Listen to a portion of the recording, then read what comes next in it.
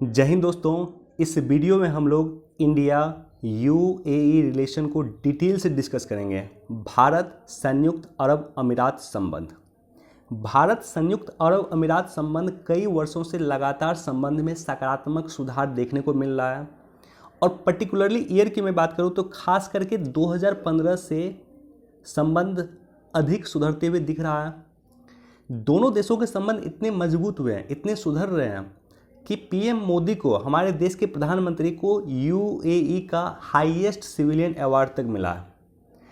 अभी वर्तमान में चर्चा में क्यों है? अभी वर्तमान में चर्चा में इसलिए है कि दोनों देशों ने सीईपीए को साइन किया, कॉम्प्रिहेंसिव इकोनॉमिक पार्टनरशिप एग्रीमेंट। इसी महीने में फरवरी 18 को दोनों देशों ने कॉम्प्रिहेंसिव इकोनॉमिक पार्टनरशिप एग्रीमेंट यानी सिप्पा साइन किया। और ऐसा कहा जाता है कि 2014 में जब से पीएम मोदी की सत्ता केंद्र में आई है तब से लेकर के वर्तमान तक यह सबसे महत्वपूर्ण ट्रेड डील है। तो इस वीडियो में हम हर एक पर्सपेक्टिव को डिटेल से डिस्कस करेंगे। चलिए, वीडियो देखना शुरू किया है, हमारे चैनल पे नए हैं तो सब्सक्राइब कर दें, अपने दोस्तों के साथ, कलीग के साथ इसे शेयर कर दें। कोई क्वेश्चन पूछना चाहते हैं, कोई सुझाव देना चाहते हैं, कमेंट सेक्शन खुला हुआ दे सकते हैं और वीडियो को निश्चित तौर पे लाइक कर दें।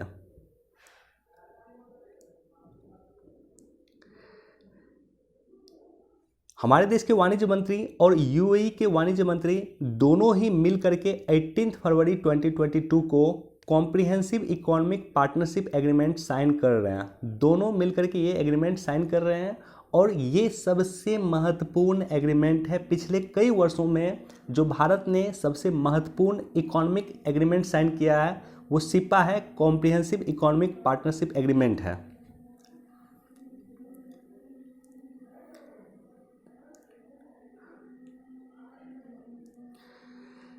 सबसे पहले हम लोग चलते हैं संयुक्त अरब अमीरात। भारत संयुक्त अरब अमीरात। आखिर संयुक्त अरब अमीरात क्या है? सबसे इंपॉर्टेंट क्वेश्चन और सबसे पहला क्वेश्चन तो यही उठता है कि संयुक्त अरब अमीरात क्या है। तो संयुक्त अरब अमीरात बेसिकली 7 अमीरात का एक ग्रुप है। संयुक्त अरब अमीरात 7 एमिरेट्स का एक ग्रुप है। एमिरेट्स क्या होता है? अमीरात क्या होता है? अमीरात वो जगह होता है जहाँ पे अमीर शासन करते हैं। इसको एक तरह से आप राज्य बोल लीजिए। जिस तरह से इंडिया में राज्य का कॉन्सेप्ट है उसी तरह से वहाँ पे अमीर जहाँ पे जिस क्षेत्र पे शासन करते थे उसको अमीरात कहा जाता था। तो 7 अमीरात आपस में मिल करके 2 दिसंबर 1971 को 6 अमीरात पहले मिले। अबू धाबी, दुबई, शारजा, अल क्वैन, फुजेरा, अजमान। तो ये 6 अमीरात 2 दिसंबर 1971 को मिले और 7वां अमीरात जो है अगले वर्ष यानी 1972 में मिला। तो 7वां अमीरात था रास अल खेमा। ये 7 ही अमीरात मिलकर के यूएई की स्थापना किए, यूनाइटेड अरब एमिरेट्स की स्थापना किए, संयुक्त अरब अमीरात की स्थापना किए। यहां पे आपको 7 अमीरात दिख जाएगा। सबसे इंपॉर्टेंट एमिरेट्स जो है वो है अबू धाबी। तो ये 7 ही जो राज्य था जहाँ पे अमीर का शासन होता था, एक तरह से मान लीजिए इंडिया का राज्य का कॉन्सेप्ट है कि यहाँ के एक अलग राजा होता था, अबू धाबी का, दुबई का अलग राजा होता था, शारजा का अलग राजा होता था। ये जो 7 राजा थे, 7 अमीर थे, वहाँ पे राजा नहीं कहा जाता, वहाँ अमीर कहा जाता है। तो ये जो 7 अमीर थे ये मिल करके 1972 में संयुक्त अरब अमीरात की स्थापना हुई। विधिवत रूप से 7 के 7 मिल गए 1972 में। 6 सबसे पहले आए 1971 में, 2 दिसंबर 1971 को पहले 6 आए और 7वां जो राज्य आया है या 7वां जो एमिरेट्स आया है वो 1972 में पार्टिसिपेट किया। तो टोटल 7 एमिरेट्स का एक ग्रुप है संयुक्त अरब अमीरात। इसलिए वर्तमान में जो है 2022 संयुक्त अरब अमीरात के लिए इंपॉर्टेंट क्यों है? क्योंकि इसकी निर्माण का, इसकी आज़ादी का 50वां साल मन रहा है 2022 में। और 2022 इंडिया के लिए क्यों महत्वपूर्ण है? क्योंकि हम अपनी आज़ादी का 75th ईयर मना रहे हैं 2022 में। तो हम 75th ईयर मना रहे हैं और यूएई 50वां वर्ष मना रहा है।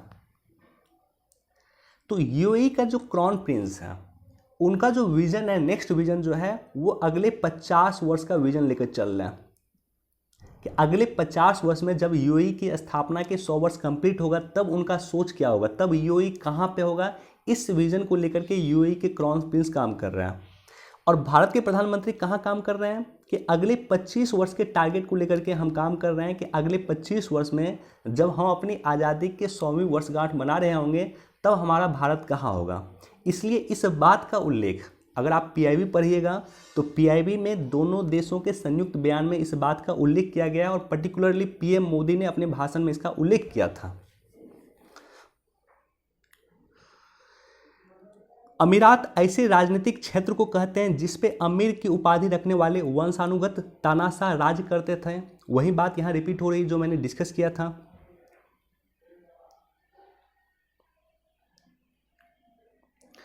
अब देखिए यूएई के लिए भारत का महत्व क्या है। वर्तमान में जितना भारत के लिए यूएई का महत्व है उससे ज़्यादा या उतना ही महत्व यूएई का भारत के लिए है। तो यूएई का भारत के लिए क्या महत्व है डिस्कस करेंगे कुछ पॉइंट में। यूएई की जितनी आबादी है टोटल 99 लाख आबादी है 2021 के आंकड़ा के अनुसार। तो 99 लाख 99 लाख यूएई की आबादी है और इस देश में 2/3 जो प्रवासी हैं, इसमें 99 लाख में लगभग 60 से 65 लाख प्रवासी ही हैं, विदेश से आकर के यूएई में बस गए। और इन प्रवासियों में 35 लाख भारतीय प्रवासी हैं। आप सोच के देखिए 99 लाख यूएई का टोटल पॉपुलेशन है और उसमें 35 लाख भारतीय ही वहाँ निवास करते हैं।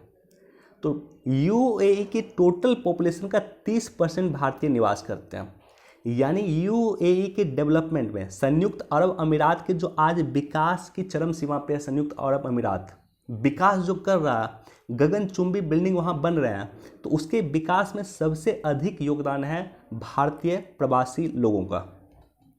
तो एक तो ये महत्वपूर्ण है। दूसरा ये है कि क्रूड ऑयल का सीमित भंडार है यहाँ पे, जिसका आधा प्रयोग 2015 तक कर चुका है यूएई।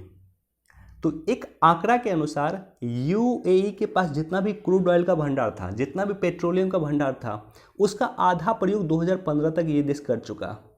और इसलिए आप देख रहे होंगे कि ये देश 2015 के बाद लगातार भारत के साथ संबंध सुधार रहे हैं। ये देश लगातार 2015 के बाद इनको पता है कि मैंने अपने ऑयल का, मैंने अपने तेल का आधा यूज कर लिया है 2015 तक।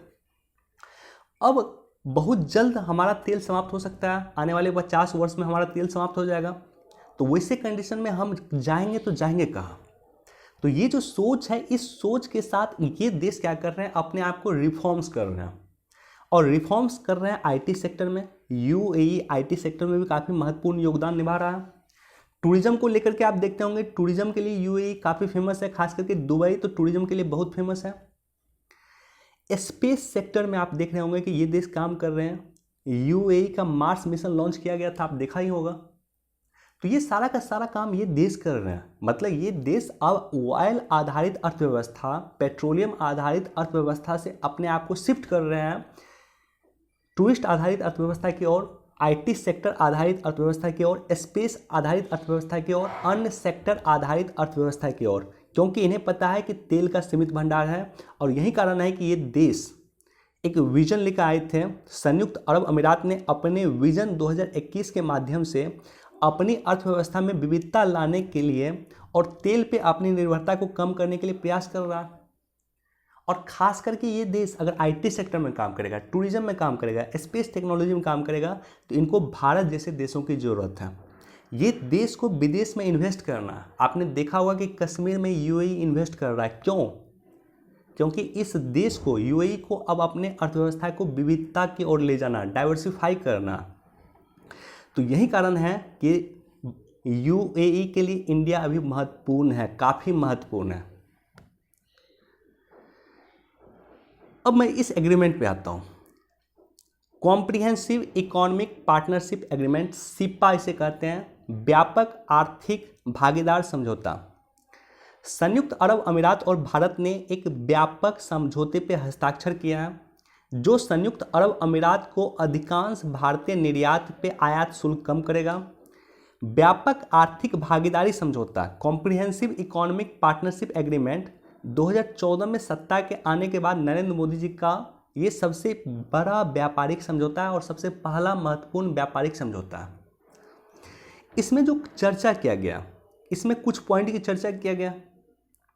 पहला ये कहा गया है कि दोनों देश के बीच में जो व्यापार है उस व्यापार को हम $100 बिलियन पहुंचा देंगे। आने वाले 5 वर्ष में संयुक्त अरब अमीरात और भारत का जो व्यापार है वो टोटल $100 बिलियन का हो जाएगा। और ये वस्तु का व्यापार है और इसमें तेल इंक्लूड भी नहीं है। अगर तेल की बात की जाए तो तेल तो सिर्फ यूएई इंडिया को देता है, इंडिया तो देगा नहीं यूएई को। तो तेल छोड़ करके $100 बिलियन का हम सिर्फ गुड्स का व्यापार करेंगे। और सर्विस की व्यापार की बात की जाए तो सर्विस का व्यापार भी लगभग $15 बिलियन का होगा। सर्विस मतलब आईटी सेक्टर, सर्विस मतलब टूरिज्म, राइट। तो वस्तु का व्यापार $100 बिलियन का और सर्विस का व्यापार $15 बिलियन का रखा गया है आगामी 5 वर्ष का टारगेट। तो वर्तमान का व्यापार क्या है? वर्तमान का व्यापार है लगभग $53 अरब भारत और यूएई के बीच में। वर्तमान में भी भारत और यूएई के बीच में काफ़ी व्यापार होता है और यूएई भारत का तीसरा सबसे बड़ा ट्रेड पार्टनर है। भारत का सबसे बड़ा ट्रेड पार्टनर कभी चीन रहता है, मैक्सिमम टाइम चीन ही रहता है। सेकेंड नंबर पे यूएसए होता है और तीसरा नंबर पे यूएई है। ये जो समझौता हुआ सिप्पा, इसमें एक और महत्वपूर्ण बात कही गई है और वो यह कहा गया है कि भारत का अगला आईटी, भारत से रिक्वेस्ट किया गया है यूएई के द्वारा कि हमारे यहाँ एक आप आईटी संस्थान खोलिए। इंडियन इंस्टीट्यूट ऑफ टेक्नोलॉजी के इम्पोर्टेंस को यूएई समझ रहा है। यूएई समझ रहा है कि आज विश्व में जितनी भी कंपनी हैं, बहुत बड़ी बड़ी कंपनी के मैक्सिमम सीईओ जो है आईटी के प्रोडक्ट हैं। मसलन सुंदर पिचाई गूगल के सीईओ आईटी के प्रोडक्ट हैं, ट्विटर के सीईओ पराग अग्रवाल आईटी के प्रोडक्ट हैं। बहुत सारे लोग, बहुत सारी कंपनी, जो बड़ी बड़ी कंपनी है वहाँ के सीईओ आईटी के प्रोडक्ट हैं। तो इसलिए यूएई ने रिक्वेस्ट किया भारत से कि आप हमारे यहाँ एक आईटी की स्थापना कीजिए। भारत में टोटल 23 आईटी है, तो हो सकता है 24वां आईटी यूएई में खुलेगा। 24वां आईटी आपको आईटी दुबई होगा या दुबई में खुलेगा। तो ये जो बेसिक पॉइंट है इस एग्रीमेंट का कि दोनों के बीच में टारगेट जो है फिक्स किया गया है कि हमें 5 वर्ष में $100 बिलियन के व्यापार को क्रॉस करना है, 5 वर्ष में सेवा के व्यापार को $15 बिलियन क्रॉस करना है। और इस समझौता के माध्यम से दोनों देश ने एक दूसरे के सामान पे टैरिफ काफी कम कर दिया।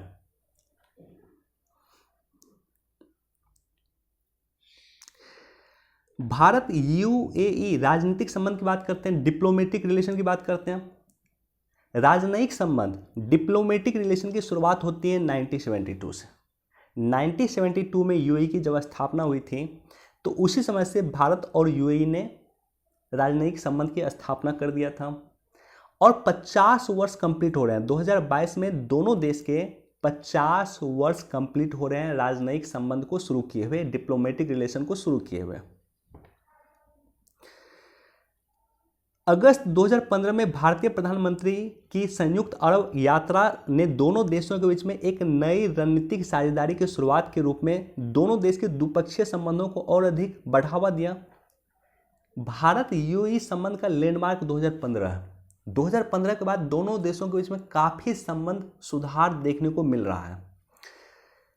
तो पीएम मोदी की यात्रा भी 2015 में हुई थी और उसके बाद दोनों देशों के बीच में बायलैटरल रिलेशन काफी सुधर रहे हैं। इसके साथ ही जनवरी 2017 में हमारे देश के गणतंत्र दिवस के मौके पे, जनवरी 2017 में 26 जनवरी को गणतंत्र दिवस के मौके पे चीफ गेस्ट के रूप में हम किसी देश के राष्ट्राध्यक्ष को आमंत्रित करते हैं। तो भारत ने ये सम्मान देते हुए यूएई के क्राउन प्रिंस को आमंत्रित किया और यूएई के क्राउन प्रिंस इंडिया आए और हमारे देश के गणतंत्र दिवस पे मुख्य अतिथि के रूप में पार्टिसिपेट किया। उसके बाद अगर आप देखेंगे संबंध को बेहतरी कहाँ मिल रही है, तो इसमें मैं कहूँगा कि अमेरिका के तत्कालीन राष्ट्रपति डोनाल्ड ट्रंप की भी काफ़ी महत्वपूर्ण भूमिका है। अरब वर्ल्ड पे कहीं ना कहीं यूएसए का प्रभाव है और अरब वर्ल्ड पे यूएसए का प्रभाव आज से नहीं है। अरब वर्ल्ड पे यूएसए का प्रभाव 1947 के बाद से ही है, द्वितीय विश्व युद्ध के बाद से ही है। द्वितीय विश्व युद्ध के समय में, जिस समय में विश्व दो खेमा में बट गया था, यूएसए का जो खेमा था और एक रूस का खेमा था, तो यूएसए के खेमा में कहीं ना कहीं अरब वर्ल्ड था। तो ये जो है अमेरिका का इन देशों पर प्रभाव बहुत पहले से है। 2020 में क्या हुआ, खास करके 13 अगस्त 2020 का डे एक लैंडमार्क डे है, और डोनाल्ड ट्रंप ने क्या किया कि एक समझौता करवा दिया इजराइल और यूएई के बीच में।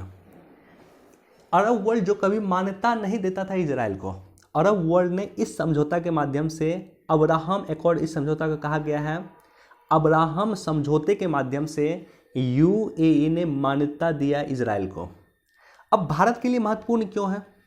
भारत के लिए महत्वपूर्ण इसलिए है कि भारत जो है, कई बार क्या होता था कि भारत इजराइल से अपने संबंध को इम्प्रूव कर रहा था और भारत यूएई के साथ भी अपने संबंध को इम्प्रूव कर रहा था। अब यूएई और इजराइल दोनों ही एक दूसरे के विरोधी थे। ऐसे कंडीशन में दिक्कत हो जाता था भारत को।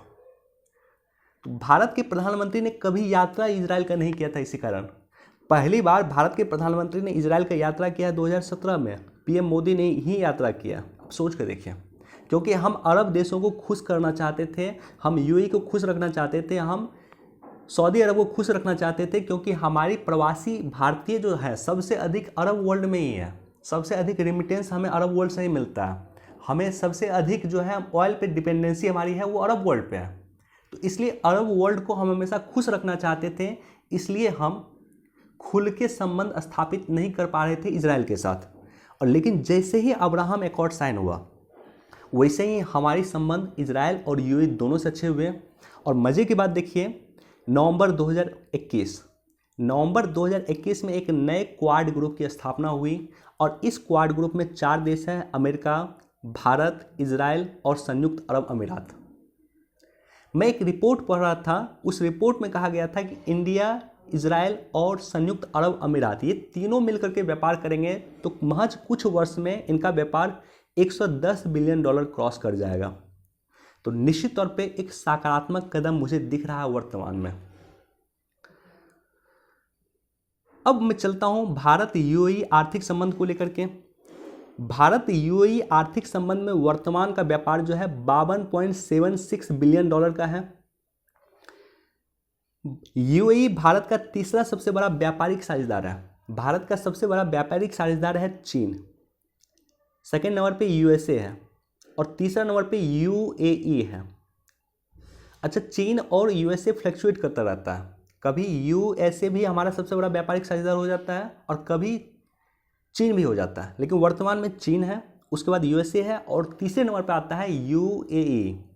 हम जो विश्व में सबसे अधिक निर्यात करते हैं वो करते हैं यूएसए को, अमेरिका को, और अमेरिका के बाद विश्व में सबसे अधिक निर्यात हम करते हैं यूएई को। तो इसलिए यूएई के साथ हमारे व्यापारिक संबंध और आर्थिक संबंध लगातार सुधर रहे हैं। दोनों देशों ने अगले 5 वर्ष में द्विपक्षीय व्यापार को $100 बिलियन और सेवाओं के व्यापार को $15 बिलियन पहुंचाने का लक्ष्य रखा है। कॉम्प्रिहेंसिव इकोनॉमिक पार्टनरशिप एग्रीमेंट में ही ये बात कही गई है। भारत में संयुक्त अरब अमीरात का निवेश लगभग 11.67 बिलियन अमेरिकी डॉलर है। इससे भारत 9वां सबसे बड़ा निवेशक बन गया। तो भारत में 9वां सबसे बड़ा निवेशक कौन है? यूएई। भारत में 9वां सबसे बड़ा निवेशक कौन है? यूएई। और इसी एग्रीमेंट में, सिपा में ही इनफैक्ट चर्चा किया गया है कि भारत में निवेश को बढ़ाना। यूएई भारत में निवेश जो अभी 11.67 बिलियन डॉलर है, लगभग $12 बिलियन है, उसको $100 बिलियन का निवेश यूएई इंडिया में करेगा, इसका टारगेट रखा गया है।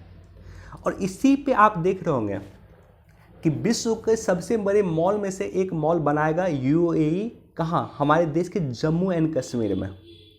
जम्मू कश्मीर में एक बहुत बड़ा मॉल बनने वाला है जो यूएई बना रहा है, जो संयुक्त अरब अमीरात बना रहा है, वो भी कहीं ना कहीं इसी का पार्ट है। यूएई की कुल आबादी 99 लाख के करीब है और 35 लाख भारतीय हैं। 99 लाख जो यूएई की आबादी है उसमें 35 लाख भारतीय हैं। अब ये भारतीय जो है, विश्व में सबसे अधिक प्रवासी भारतीय किस देश में निवास करते हैं? ये क्वेश्चन आपसे पूछा जाए और बीपीएससी में ये क्वेश्चन पूछा भी गया था, विश्व में सबसे अधिक प्रवासी भारतीय यूएई में निवास करते हैं, संयुक्त अरब अमीरात में निवास करते हैं। तो ये प्रवासी जो वहाँ पे काम करते हैं, ये अपने घर में रेमिटेंस भेजते हैं, घर में पैसा भेजते हैं, घर में डॉलर भेजते हैं, घर में दिहम भेजते हैं। यूएई की जो करेंसी है उसको दिहम कहा जाता है। तो घर में जो रेमिटेंस भेजते हैं, उस रेमिटेंस से क्या होता है कि भारत के फॉरेक्स रिजर्व, भारत का जो विदेशी मुद्रा भंडार है वो लगातार ऊंचा हो रहा है, लगातार बढ़ रहा है। उसका रीजन कहीं ना कहीं ये प्रवासी भी हैं जो यूएई में निवास कर रहे हैं। और हमारे देश में जीडीपी लगातार इम्प्रूव हो रही है। तो कहीं ना कहीं जो प्रवासी हमारे श्रमिक रह रहे हैं यूएई में, वो भी इसके पीछे हैं। पर्यावरण संबंधों को लेकर के मैं बात करूं तो यूएई, संयुक्त अरब अमीरात, अंतर्राष्ट्रीय सोलर गठबंधन का एक पार्ट है। इंटरनेशनल सोलर अलायंस की स्थापना भारत में किया गया है। इसका हेडक्वार्टर गुरुग्राम में है। इसमें 100 से अधिक देश जुड़े हुए हैं, जिसमें एक देश यूएई भी है। यानी जो पर्यावरण को लेकर के हम इंटरनेशनल सोलर अलायंस के माध्यम से काम कर रहे हैं, उसमें कहीं ना कहीं यूएई भी हमारा सहयोग कर रहा है। पर्यावरण संबंधों को अगर आप लेकर देखिए तो COP26 का आयोजन कहाँ पे हुआ? COP26 का आयोजन जलवायु परिवर्तन को रोकने के लिए जो सम्मेलन होता है COP26, इसका आयोजन कहाँ हुआ? ब्रिटेन के ग्लासगो नामक एक जगह पे हुआ था। तो COP26 का आयोजन ग्लासगो में हुआ है। COP27 का आयोजन अगर आप देखेंगे तो इजिप्ट में हो रहा है 2022 में, ये हुआ 2021 में। और COP28 का अगर आप आयोजन देखेंगे 2023 में ये आयोजन होगा। और 2023 का जो इसका आयोजन होगा वो होगा यूएई में, संयुक्त अरब अमीरात में। तो निश्चित तौर पे पर्यावरण मुद्दों को लेकर के कि क्या टारगेट उसमें हम फिक्स करें, हमारा COP28 का क्या टारगेट होगा, क्या टारगेट हम फिक्स करें, और भारत किस तरह से जलवायु परिवर्तन को रोकने में अपनी महत्वपूर्ण भूमिका निभा सकता है, इसमें भी दोनों देश मिलके काम कर रहे हैं। तो ये सारे के सारे पॉजिटिव एस्पेक्ट हैं। नेगेटिव एस्पेक्ट मुझे बहुत कम दिख रहा है। यूएई इंडिया रिलेशन में बहुत कम नेगेटिव एस्पेक्ट दिख रहा है। लेकिन एक एस्पेक्ट का मैं चर्चा करना चाहूँगा जो नेगेटिव एस्पेक्ट मुझे दिखता है, जो चुनौती दिखता है दोनों देशों के संबंध में। और एकमात्र चुनौती मुझे दिख रहा है वो ईरान दिख रहा है। हालांकि और भी कई सारी चुनौती हैं। दैनिक जागरण न्यूज एनालिसिस अगर मैं करूंगा तो कभी डिटेल से कुछ चुनौती जो मुझे दिखेगा उसके चर्चा में कर दूंगा। लेकिन वर्तमान में जो एकमात्र चुनौती मुझे दिखता है इंडिया यूएई रिलेशन में, वो दिखता है ईरान संबंध। ईरान क्यों? देखिए, विश्व में दो मुस्लिम धरा दो भागों में बटा हुआ। एक तो शिया प्रधान देश है और एक सुन्नी प्रधान देश। अगर आप देखेंगे ईरान को, तो ईरान क्या है? शिया प्रधान देश। और यूएई, सऊदी अरब को देखिए आप, ये सब सुन्नी प्रधान देश। दोनों एक दूसरे को नहीं मानता, दोनों एक दूसरे का विरोध करते हैं। हाल में ही आपको याद होगा कि मिसाइल से हौती विद्रोही ने मिसाइल से सऊदी अरब पे भी हमला किया था और मिसाइल से यूएई पे भी हमला किया था। और ये जो ये हौती विद्रोही है, ये यमन के हौती विद्रोही हैं। और इस यमन के हौती विद्रोही का समर्थन करता है ईरान। ईरान हौती विद्रोही को हथियार देता है कि जाओ तुम हमला करो यूएई पे। तो निश्चित तौर पे एक चुनौती संबंध वर्तमान में ईरान दिख रहा है, क्योंकि भारत ईरान के साथ भी अच्छे संबंध चाहता है और भारत सऊदी अरब के साथ भी अपने अच्छे संबंध चाहता है, भारत यूएई के साथ भी अच्छे संबंध चाहता है। तो यही वर्तमान में एक मात्र चुनौती मुझे दिख रही है। बाकी दोनों देश के संबंध लगातार सुधर रहे हैं और खास करके कई सारे सेक्टर में यूएई अब काम करना चाहता है और भारत को एक अच्छे डेस्टिनेशन के रूप में देख रहा है, भारत को एक अच्छे मित्र के रूप में देख रहा है। तो उम्मीद करता हूं कि इस वीडियो से एक बेसिक कॉन्सेप्ट आपका क्लियर हुआ होगा इंडिया यूएई रिलेशन को लेकर के। वीडियो देखने के लिए आप सभी का धन्यवाद। Thank you so much. Please do like, share and subscribe. Thank you.